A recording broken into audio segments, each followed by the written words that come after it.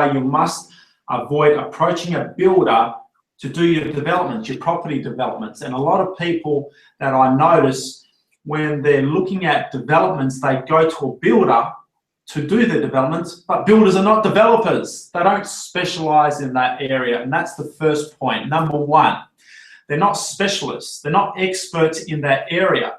You know, we've all heard the cliche, jack of all trades, master of none. If you're dealing with someone that does sales, does construction, does building, does developments, does everything, where is their specialty? Where is their focus? Because that's the key. It's all about focus. You need someone on board that's focused on your product, on your project, not focused on building 100 houses. Does that make sense? You need to have a specialist. Builders are not specialists. They don't focus. That's not their discipline.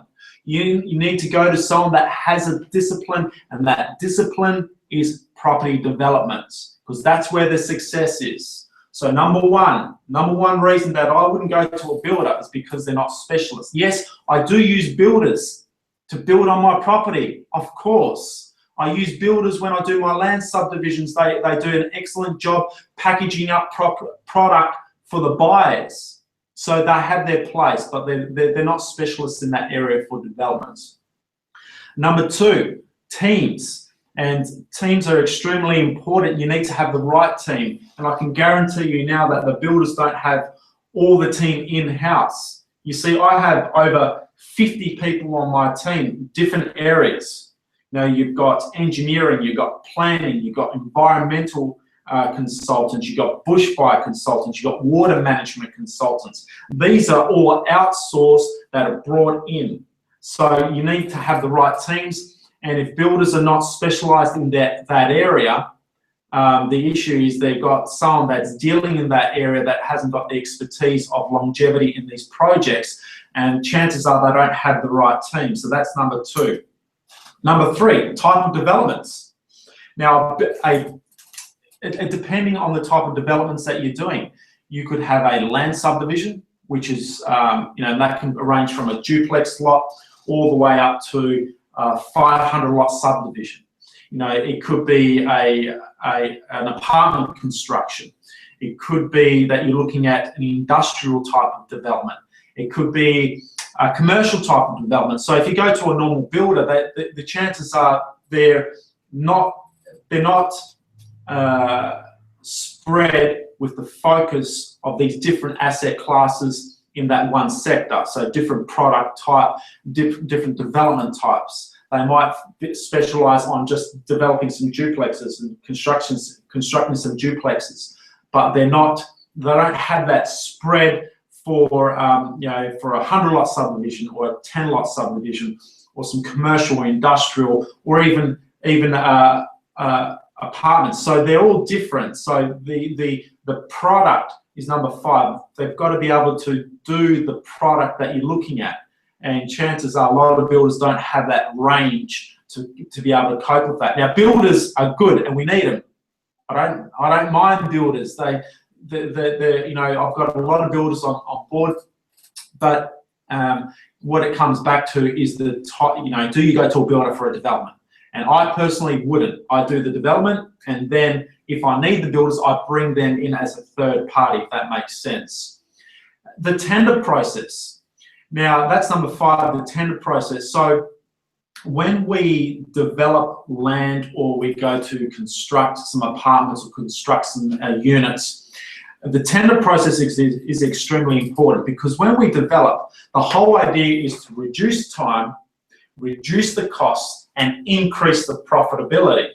Now, one of the ways that we increase the profitability and we reduce the cost is we put our product out to tender. We put our product out to tender, and so, for instance, if we're going to do a land subdivision, then we need to take that tender out to the marketplace and get the best price that we can for that tender. If that makes sense. Now, if we're going to construct some apartments, or we're going to do some villas, some houses, what I do is I don't go to one builder, I go to all the builders, so we tender out that process. So if you go to a builder to do your development, guess what? they're not going to put it out to other builders because they're looking after their bottom line. They're wanting to do the job. So the key is getting it out to as many tradespeople, as many companies that will tender the product, tender the build, and you'll get the best price. They don't do that. Now, number 6 is timeframes, and your timeframes are extremely important. And are they going to stick around? So, for instance, what I mean by timeframes, it could take you 3 months lead up before you're ready to do anything. So that could be a development approval. It takes generally 3 months, or it could be a subdivision with a local structure plan. A local structure plan will take you up to 12 months, 8 to 12 months.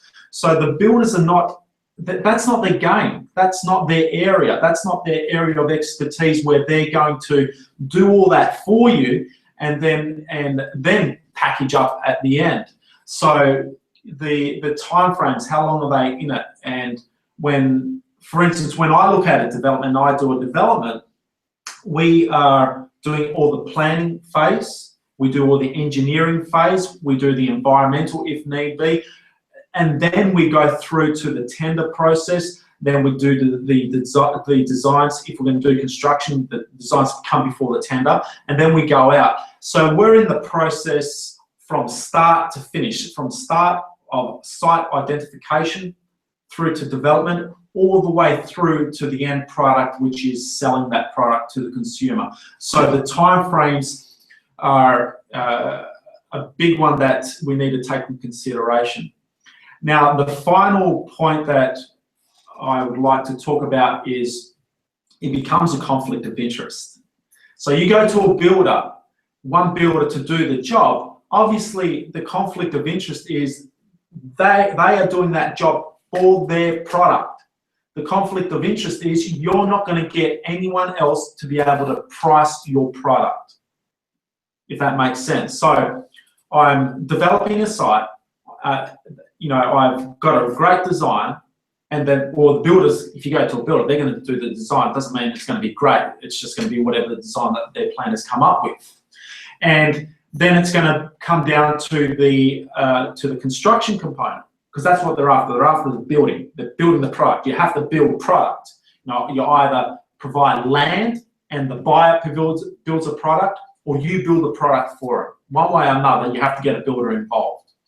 So the conflict of interest is they don't have your interest at hand because they're going to go for their product. Now, it may be a competitive product, and you can check that with the markets. But if they own the copy on the product, on the designs, you can't take that out. So the key is to keep the copy, get the designs done yourself, keep that copy, and then you take it out to the market. So just recap on those. The specialists, they're not experts. Experts are focused. It's an inch wide, a mile deep. Not the jack of all trades. We don't want that. We want someone that focuses in that area and that area alone. Number 2 is the team. You've got to have the right team. You've got to have the right people on board. Number 3 is the type of developments, the message to market match. What product are you bringing on board for that market? And these areas are not specialists. They're not specialists in these areas. And then the tender process, you want to get it out to as many people, as many organisations as you can to get that price down to so you've got a competitive product and a quality product. That's key as well. You've got to have quality. Timeframes, it's important, and then the conflict of interest. So if someone asks me, what would I do if I've got a development site, where would I go?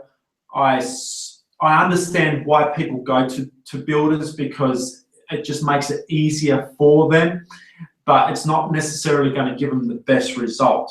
I'm after the best result for our clients. I'm after the best result for myself, which is when I'm developing my own product, if I'm developing for you, I want the best result. And the way that we do that is we have a selected group of builders that we tender the process to, but we need to manage that process. We need to make sure that we're getting the best outcome from a design point of view, we're getting the best outcome from a cost point of view, a best outcome from a time frame point of view, and the best outcome for the consumer because we develop for the consumer. We're making a home for people to live in, to enjoy. We're making an estate for people to look at that estate and say, wow, this is somewhere that I want to live. We want to, first and foremost, the client is always first. The customer is always first. You know, if you've got the product, if you're got the development site, you're the client, you're number one. The customer also needs to be looked after. They've got to have an excellent product that they're happy to live in, that's gonna sell. And that's the key, liquidity, getting out of these opportunities. So you buy the opportunity and then you need to sell. And so that's just my 7 points. Hope you enjoyed. For more information, go to jardimpropertygroup.com.au and enjoy. I'll see you soon.